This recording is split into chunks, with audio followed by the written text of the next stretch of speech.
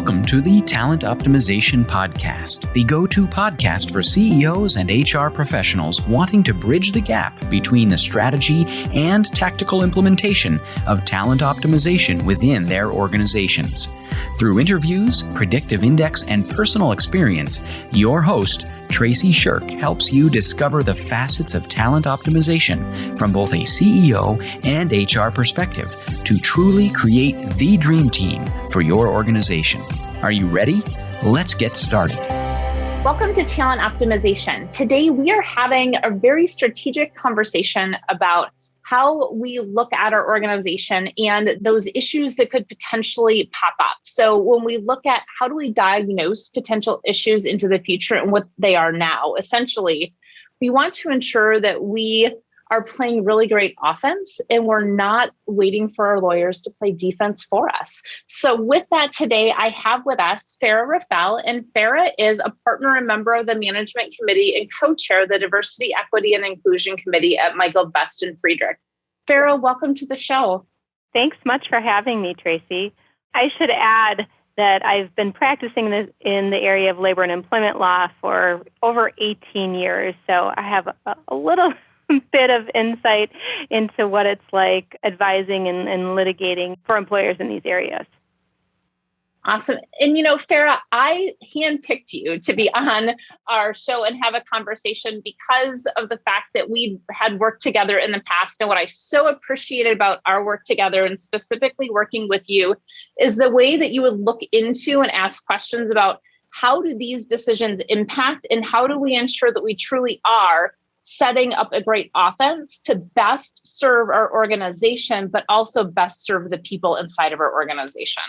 Yeah, Tracy, I think that it's really important, as your lawyer, advisor, particularly depending upon when I enter this scenario. But the goal is always to obviously address a legal issue if it arises, as well as deal with and advise on compliance, giving the best options that make the most sense for the business, right?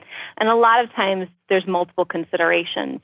The direct letter of the law, what does it say? And sometimes there are different opportunities for compliance, right? And then looking at what is best for the business and how it impacts the people and having that conversation around it to figure out what's the best solution. And then also, like you mentioned, looking at things proactively. So, you can figure out how to put yourself in the best shoes going forward versus always trying to, bat away the issues down the line. Yeah, absolutely. And as we really look at how do we optimize the people inside of our organization, which is so often, what I'm talking with organizations about, one of those things that I think we've had some conversations about, and I'd love you to kind of dig into this a little bit, is what does feedback look like? And how can we ensure that feedback ensures that employee understands it, has that key clarity, but also, if something were to come up, heaven forbid, right, that we're ensuring that we have that offense in place to really have the best defense. Mm-hmm. Right. And so I think one of the things that I had shared with you that was a really important takeaway that transcends, I think, human resources and employment law and a lot of different aspects of employment law is really the importance of honest, direct, and timely feedback to employees. It really covers both the human side as well as covers the legal side of things. And that's because, on the human side, I don't know if you've ever read this book, but it's called Radical Candor. And it talks about the importance, right, of getting that honest feedback, because most often the reason why we don't do it is because it's hard for the person giving the feedback to do it. They feel bad. They feel like they're going to hurt somebody's feelings. They feel like, am I reviewing this right? It's just uncomfortable, right? Some people are really good at it. A lot of people are not, right? But on the human side, on the receiving end of it, you got to know what's wrong in order to have an opportunity to fix it, right? So it's being thoughtful to, if you can think about it that way, to give that type of feedback. Of course, they may not agree with it, but down the road, I think it usually pans out to give them the opportunity to improve or, realize, hey, maybe this isn't for me, because that's sometimes what happens as well. So I think it's really important just and the human element to be able to do that. And also, if you're looking at it from the business perspective, the desire is to improve the business, continue moving forward, execute on strategic plans. If you have a performer that's not doing what they need to do, but you haven't told them yet, they're not going to get better magically, poof, on their own, right? They're not going to figure that out usually. So that's really important. But then on the legal side, it's so important because, one, where do you see the most lawsuits? You see the lawsuits, even if they're not meritorious, right? Even if they don't have merit, you see them where people are upset, they're emotionally upset about something, or two, they're surprised by the actions the company takes. And those are the situations where you're more likely to see a lawsuit. I can give you examples where, maybe an employer, screwed up a little bit, right, on the letter of the law, but they were very kind to an employee exiting, and they had kind of let them know ahead of time. The relationship was still good. And you know what? No lawsuit happened, right? I can't make any promises, obviously, but those types of extra legal factors often do weigh in. And, a lot of people continue to litigate things based on emotions, and I've seen former employees do that too. It wraps all around getting back to that honest, direct, and timely feedback. And how you go about that, there's obviously a lot of different ways to go about it, but it's best if you do have a structured process at least, and then outside of the structured process too. So if you have 90-day, 6-month, 1-year, annual reviews in a format that's meaningful, not just rubber stamping, but then also take those opportunities at the time, right, to give meaningful, critical, constructive feedback to people when they turn a project in. Here's what was great, here's what was not. I can relate to my own practice, right, because I've been here a long time. We have associates that we work with. Just personal example, if I edit a document, just like I do with my clients, if I do it internally with an associate, I'm redlining that. I'm sitting down with them beyond that and saying, hey, here's why I made these changes, and here's how you can improve next time. And then also pointing out, what they did well. That's really important as well. Absolutely. And what's popping in my head are two things. Brene Brown's, my favorite quotes of hers is clear is kind and unclear is unkind, right? And this clarity that when we can share that and really communicate that, guess what? We're being kind. And so going back to one of those comments you made of, guess what? Performance conversations are hard. But if we can look at it in a different light to say clear is kind and unclear is unkind, for whatever reason, it makes it easier, especially when I'm coaching clients on this. They're like, oh, okay, I got it now. I can go have this conversation. I'm like, okay, great. Document it, please. Right? Yes. And please document it. Promise? Yeah, please do document. Yes. And then the other side of it, I love what you said about, hey, the employer may have screwed up. Sometimes we screw up, but if you're kind when you're doing that, we talk about it as happy alumni. How are you going to create happy alumni? Even if, you have to let somebody go, how can you do it to ensure that they're still going to support the organization later and not talk about you all over social media in a very negative way, right? So, I guess those are two things that, really popped up as you were chatting that I thought were really interesting that kind of brought that back together. But yes, please document it. Yeah. So we're having lots of conversations right now about COVID and what the vaccine mandates are and so many questions. And we're seeing some leaders do some really interesting things, whether that's HR or leaders in organizations and whatnot. So I'm really curious, how does leadership impact organizations and what they're doing, especially as we're looking at these vaccine mandates right now? Yeah. And I think that it's such a novel area. It feels funny to say that because we feel like we've been living it for so long already and everybody's probably just done with it. I know I am. I know my kids are. I know my colleagues are.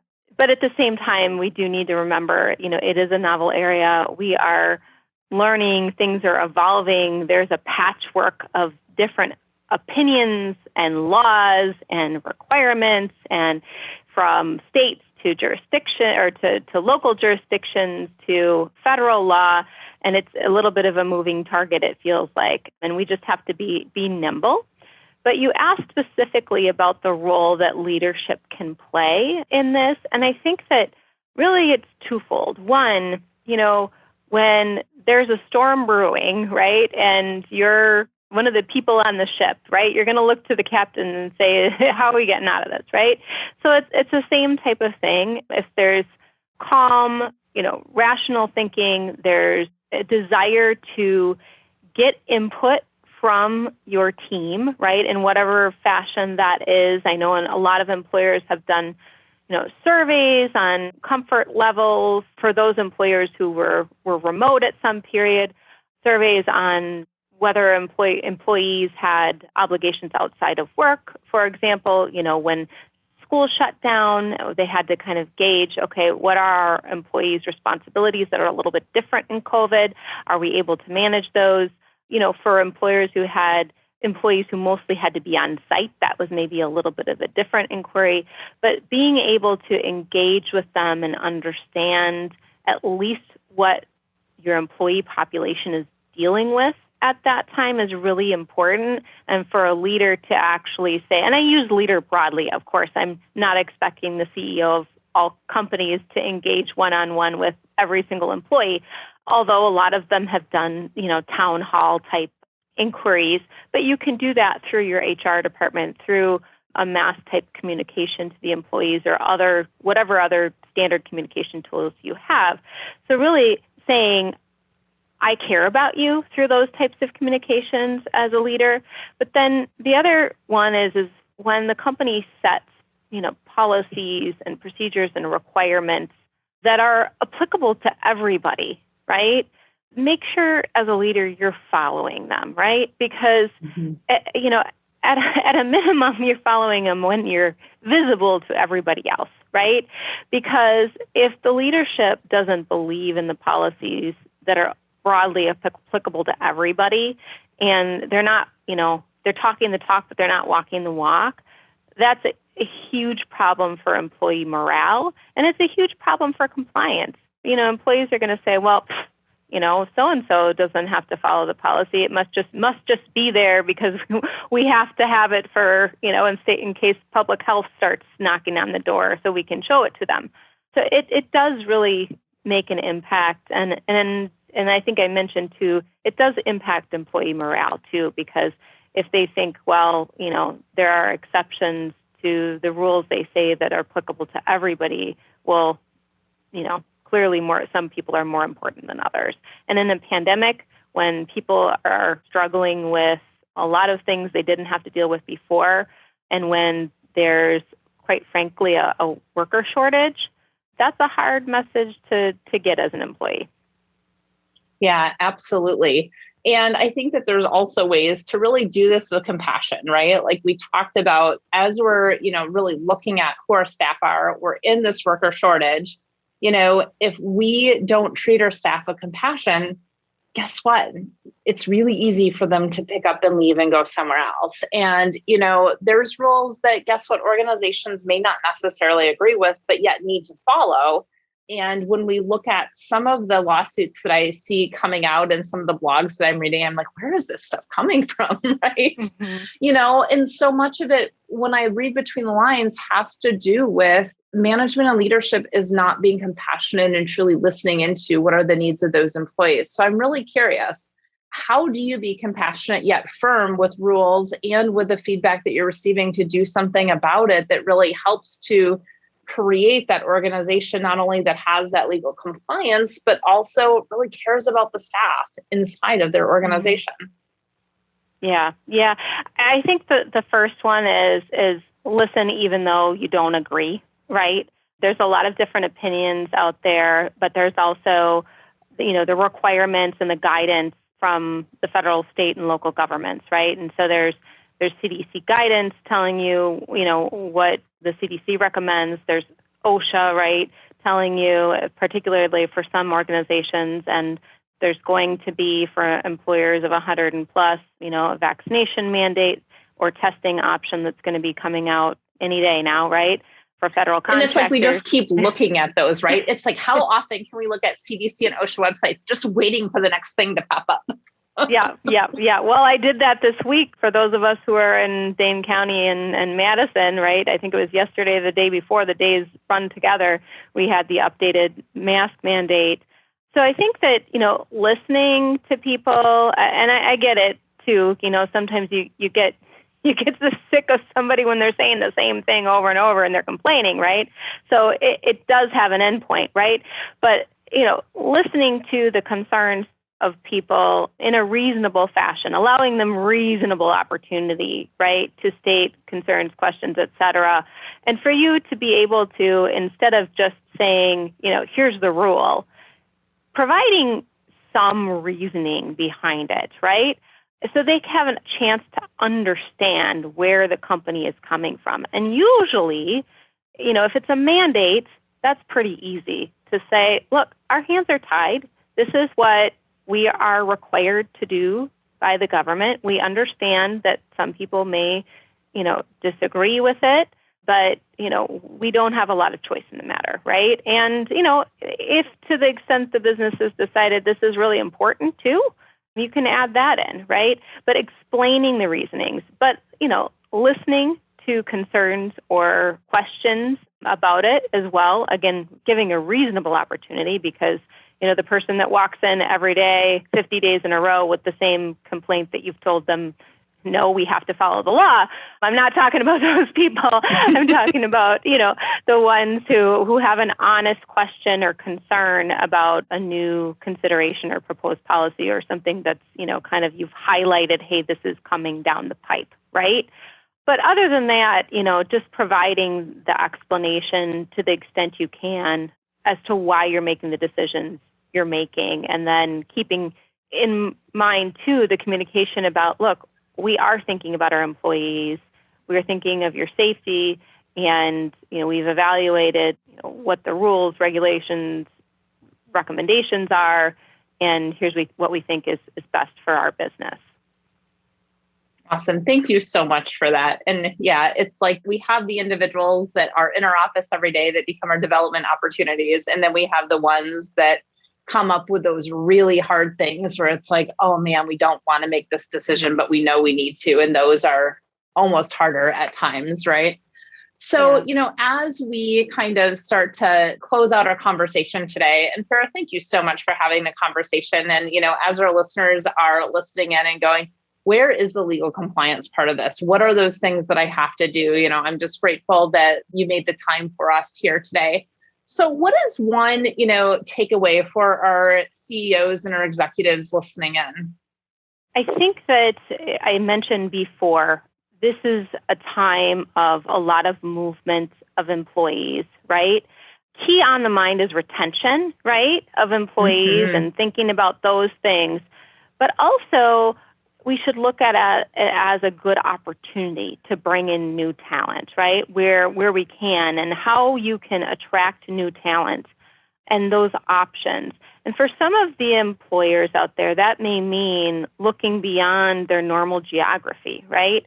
Because with the pandemic, a lot of us have learned that, look, remote work can work, right? Not for every job, not, a lot of your manufacturing jobs or distribution jobs, those types of things.